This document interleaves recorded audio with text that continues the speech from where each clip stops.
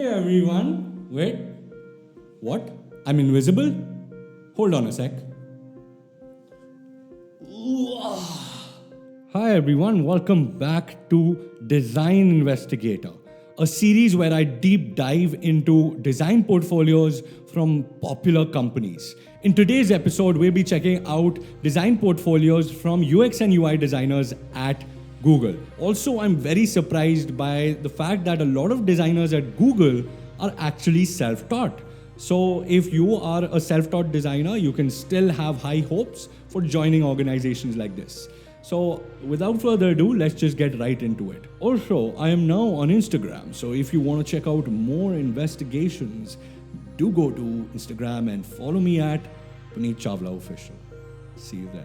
Alright, so the first portfolio we're going to check out is from a UX designer at Google. This portfolio is special because he is a self-taught UX designer. He's one of the few self-taught UX designers who are working at Google right now. So the first thing is that he has a very basic, simple one-page website where you can check out all his different projects. Now he's done nothing special here. The design is simple, everything looks simple. However, he gets to the point quick. He's written full stack designer, Bangalore, that is where he lives. Yeah, he's given his Medium article pages, his Dribbble page, his Instagram, LinkedIn, everything at one place on the top. So if someone wants to check out what he posts on Medium, he can do that from here. Now his projects are up and center. Below that, you find folks that he's worked with. Again, I'm going to blur out some names here. He's given testimonials of people who he has worked with. Designers from companies like Google, Expedia, Housing.com, etc. have all given their 2 words or 2 cents on this guy, and I think this is incredible. And at the end, he ends very simply by saying, for project inquiries or general talk, reach out to me at this. So he's given a little bit of email so that someone can email him directly. Now, something very special about the projects in his portfolio is that not all of them are complete big projects where he's designing an entire application or website.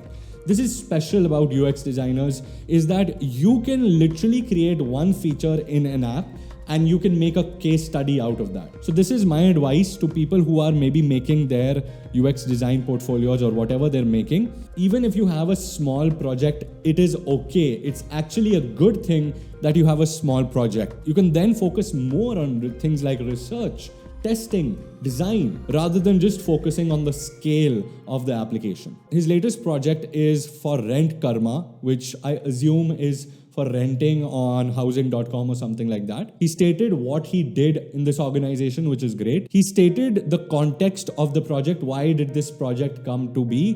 What is it for? Here, as you can see, it's for Nestaway. So this is essentially user stories, or he's trying to create a user journey using these stories. He's also highlighted the problem statements here in his story. As a house owner, I want to know how my tenants are maintaining my house and how my potential tenant will keep my house and pay on time. Again, this is a problem statement and he's given it up front. 3 different problem statements. He's taken 3 different problem statements and then he's created a prototype. He's given a live prototype, which is, I assume, is from Marvel. Marvel is an online platform where you can upload your prototypes and essentially embed them into websites like this. So as you can see, it loads and it goes just like you would with an actual application, and he showcases the entire login flow, everything from scratch, and of course you can continue and keep on going throughout the flow. So rather than showing 100 screens,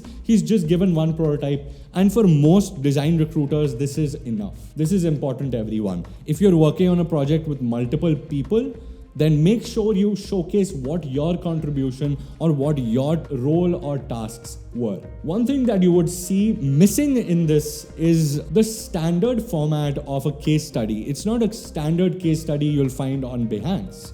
This is a case study which is showcasing the problem, the final product, the conclusions. How I would improve this is by adding actual solutions, documented solutions here, instead of just showing the application.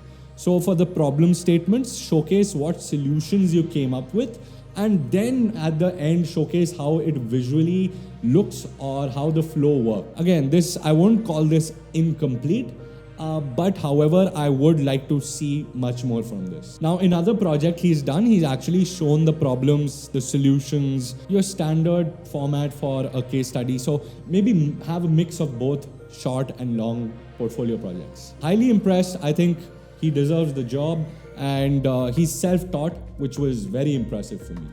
So for this next portfolio, he doesn't really have a website or a portfolio of sorts, but his LinkedIn profile is so impressive and straightforward, it definitely acts as a portfolio. He is UX design leadership at Google. He leads the UX team, and from his experience, his past experiences, you can see he has been a director of design at Nutanix. He has been head of product and business development before that. He was also interaction design lead, so that is cool. He has a nice about section. So he's basically telling you why he adds value to your company with straightforward sentences like a seasoned, passionate, and empathetic design leader with high EQ, having over 20 years of experience converting complex requirements into simple and usable experiences. How clean, simple, and impactful. A lot of times you might write short, sweet sentences, but those sentences might not leave the impact that you require. This is very impactful. Of course, I'm not going to read through the entire thing, but whatever he's done, he's noted his specialities, he's given his interests also, which in a lot of portfolios is important. If you're into art, photography, whatever you're into, make sure you also add that as an additional skill or a hobby or a passion in your portfolio. Now, the real fun begins with his featured posts. So he showcases how he does leadership at IIT, which is Indian Institute of Technology, which is exceptional. He showcases how he approached a workshop like this, how he added value to these students, and he of course helps the post by actually adding photos, visual representations of his work in this case. Since he's a leader in organizations, he must show certain things like this. So whatever role you are showcasing, you must fit that in with images, actual work proof. He is HFI certified, which means that he's not done his college from a esteemed design institute. He's just done his UX UI certification, usability testing certification, and things like that. So I think I'm impressed by the fact that so many of these people are actually self-taught, which showcases that you can get into companies like Google while being self-taught. All right, so this next candidate is a UX designer at Google, Hyderabad, and she has some interesting certificates, but she has done a communication design degree from NIFT, which I think adds a lot of value to these people. But again, this one is not self-taught, but let's see their portfolio. If I go to their website, wow, this is incredible. Namaste, I'm going to blur the name. I'm a UX designer at Google, which is a big thumbs up. Currently building intelligent experiences for improved customer engagement across Google products. So she's basically stated what she is actually doing with the company and where is the focus area. Not just, okay, I'm a UX designer for Google, but where do I focus? What's the products that I'm working with? If I scroll down, very interesting interactive stuff here. What she's done before. So she was UX designer at Microsoft, now at Google. Before that, she was at Zomato. So she's given her experience straight up just to build credibility. I like that. I design and scale products from idea to reality. And she's basically given her skill set, what she has done or she does, and focuses on basically. And apparently the website doesn't work with the case studies. So I'm just gonna assume there are good case studies. I write about products, design, and technology. So she also showcases her blog right here. She's also showcased where she's spoken at, if she was invited to events. If you do anything like that, extracurricular, make sure you add it to your portfolio. Interests and hobbies, as you can see, she's shown make comics to stay thoughtful, and she's told why this is important to her. So that's good. I think that's a thumbs up. At the end, you're giving a nice CTA. That is important. So I'm pretty impressed by this portfolio. Again, I couldn't showcase the case studies, but as a website or a portfolio design, I think this is pretty impressive. and you can take some hints from this.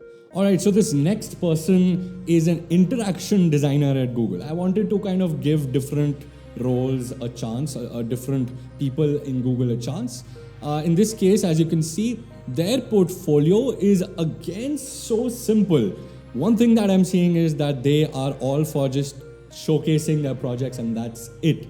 That is why I often tell people just to upload their portfolio to Behance, because that is the easiest way to do it. But if you want a website, if you want a domain, you can do that. Just put in your name, tell people that this is your portfolio, or just a small tagline, about me, resume. That's a good way to attach your resume and just showcase the things that you've done. So as you can see, again, this is more traditional work, but it is supported with things like photos. So if you're researching, if you're doing an interview with someone, you can always put in a video or photos of interviews.